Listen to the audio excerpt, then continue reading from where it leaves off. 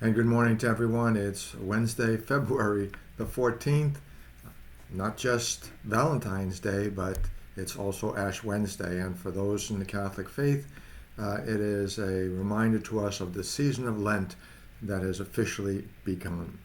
And we begin by getting our ashes on this day. Ashes in the form of the cross on our foreheads to remind us of the not to be somber, but it's a sober season to remind us to reflect seriously on what is coming in our faith, Easter.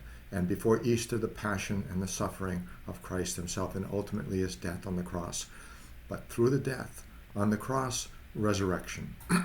So we celebrate this whole season of Lent, all of these 40 days, 40 nights, the 6 weeks of Lent that we go through for a very particular reason.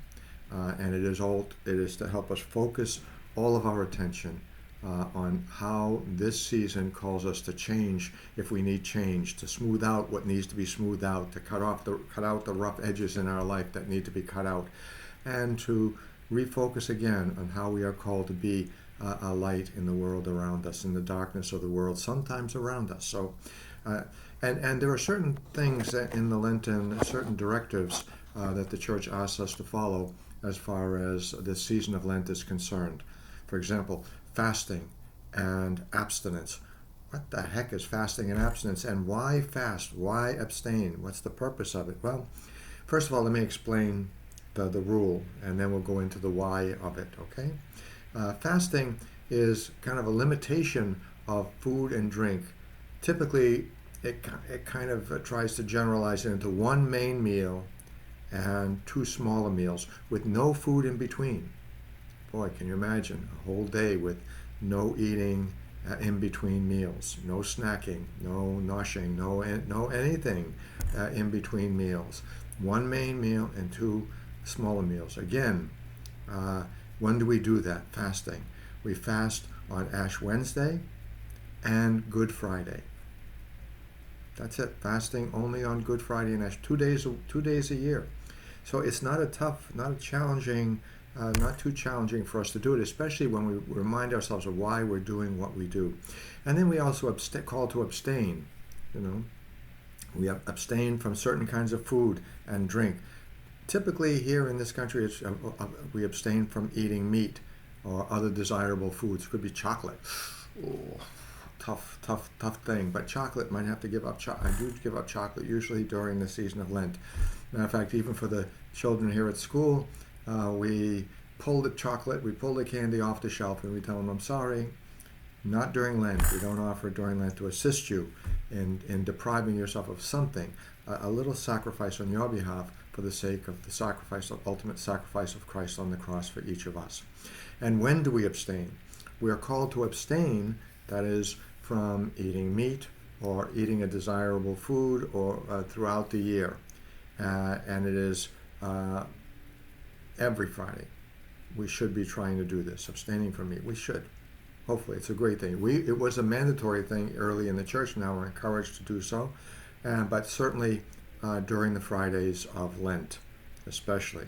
Abstaining during the Fridays of Lent.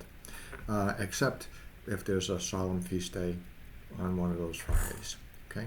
Now, who's asked to do this? Who's asked to abstain from meat and to abstain and to fast?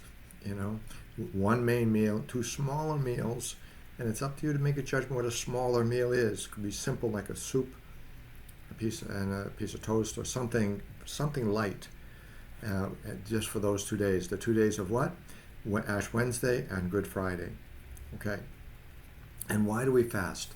Fasting. Well, first of all, fasting helps us to pray better. Maybe an empty stomach. I don't know if they've done research on this or not, but an empty stomach helps us to be able to focus our attention a little bit more, to be more attentive to prayer. And who's calling us? Who's mandated to fast?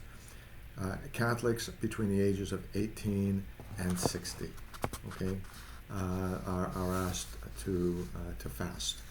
Some say 18 to 59, but 18 to 60, we get the idea, right?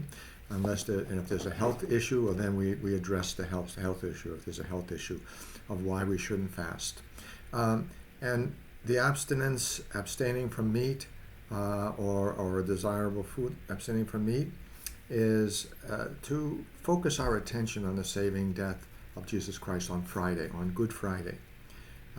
He died on a Friday, and so we remember ourselves during Fridays of Lent, all the way up to the Friday of Good Friday, by offering up a sacrifice ourselves on his behalf, as he gave the sacrifice on our behalf of his own life. And who are called to abstain from meat, and that is people over the age of 14. Okay, well, 14 and older. Let's put it that way. 14 and older have to abstain.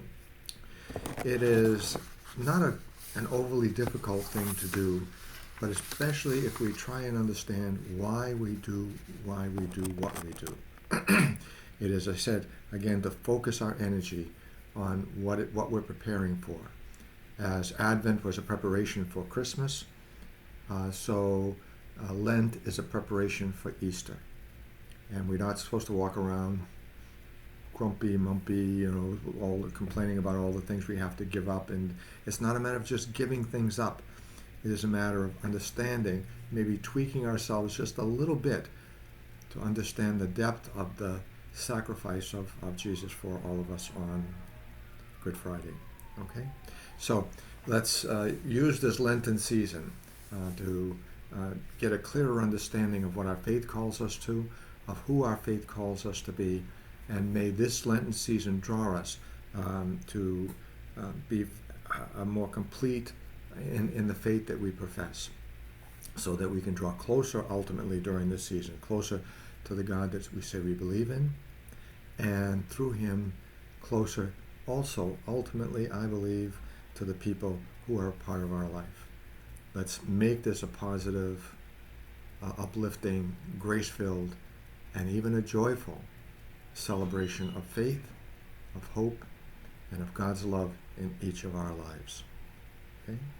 We say, Mary, help of Christians, pray for us. Mary, help of Christians, pray for you.